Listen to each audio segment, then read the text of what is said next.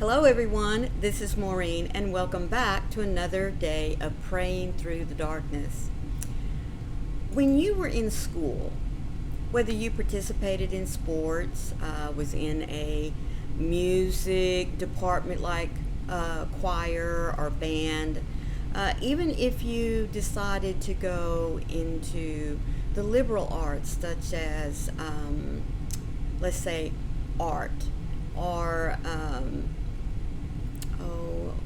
we used to call it ag in school, but now they've diversified it into very specific things like welding and farm and ranching. But no matter what it was that you were in, and even maybe in some things that you participate in today, you always had to practice. You always had to prepare. You always were in training for something. Now, in band, of course, we practiced every week to be ready to perform on Friday nights for football games. We practiced and worked on routines for various marching contests. And in the spring, of course, it was concerts. If we chose to do a solo, we could go to, our state has a University Intergalactic League, UIL. Had to think about it for a moment, in which you could participate in all these different sports. But for me, it was mainly band, and I participated every year, either in a solo for myself or in an ensemble with another group of instruments. And we would practice and practice and practice. Well, we as Christians, we do that in life. Once we become a child of God, we practice being Christ-like. And we do so because this is preparing us for our,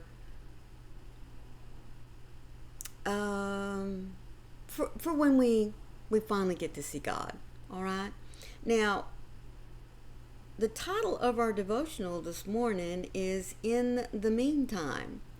So you might be wondering, why is she talking about practicing? And what does that have to do with in the meantime?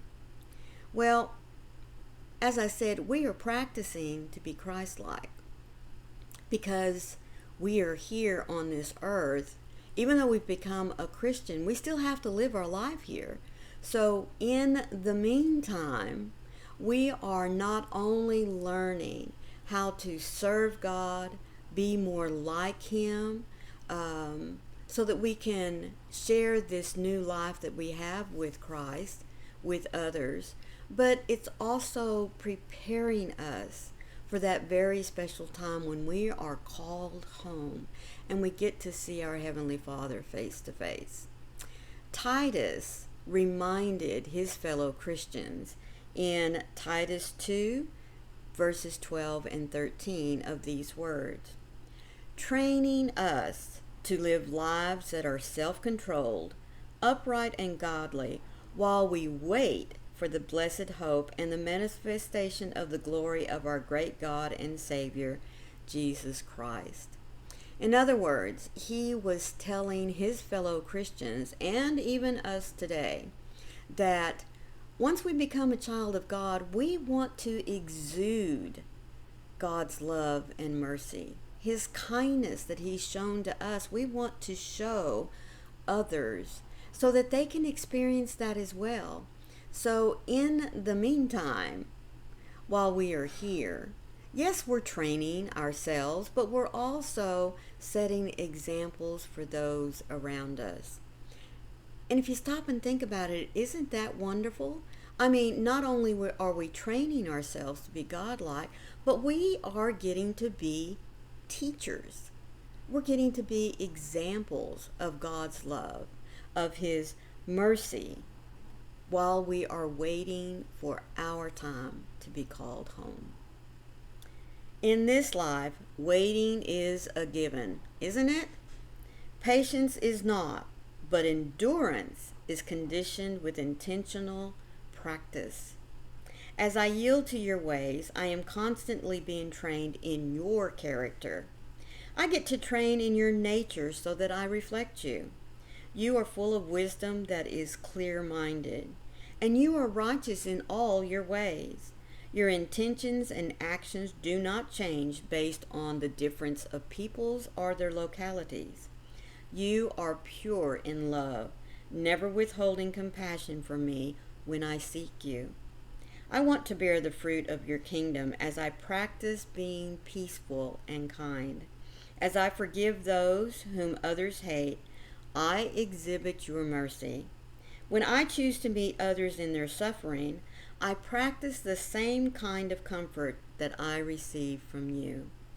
God, I want to live a life that reflects your amazing character, full of compassion, kindness, tender mercy, and wisdom.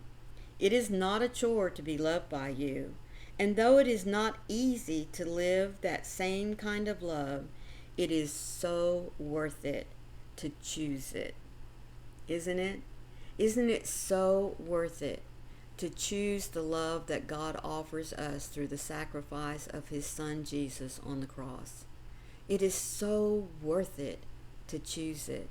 It is so worth it to know that we are loved beyond all measure, that we can come to him exactly as we are, time and time again, and he'll accept us because he created us for one purpose, and that is to fellowship with him.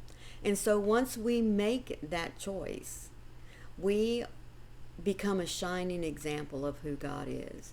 His love, his tender mercy towards us.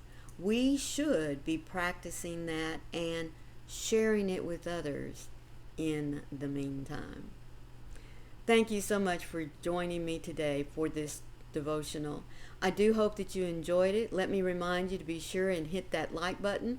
Share it out to just one person who needs to hear these words today, to be reminded that they are loved and God is unyielding.